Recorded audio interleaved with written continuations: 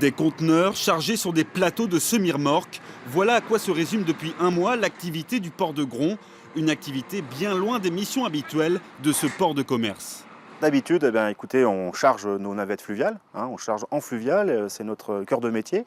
Eh bien aujourd'hui, on ne charge plus, c'est fini. Le peu qu'on peut charger, effectivement, part en tout-route, malheureusement, et c'est le reste d'activité qu'on a actuellement, quoi.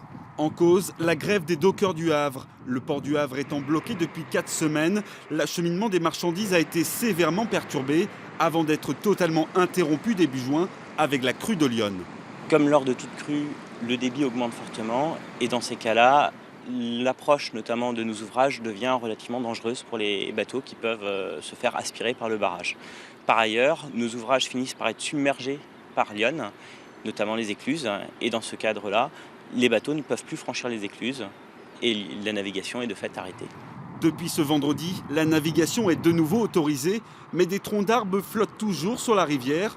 Pour le port de Gron, il faudra encore attendre que ces déchets soient éliminés pour naviguer en toute sécurité. On attend impatiemment de nouveau, effectivement, à ce qu'on puisse charger en fluvial, faire tourner nos mariniers qui eux aussi ont été fortement pénalisés, puisque nos mariniers, ça fait 3 semaines qu'ils sont quasi à l'arrêt. Et donc reprendre une activité économique normale et puis essayer de se rattraper entre guillemets sur juillet et août pour compenser cette perte d'activité.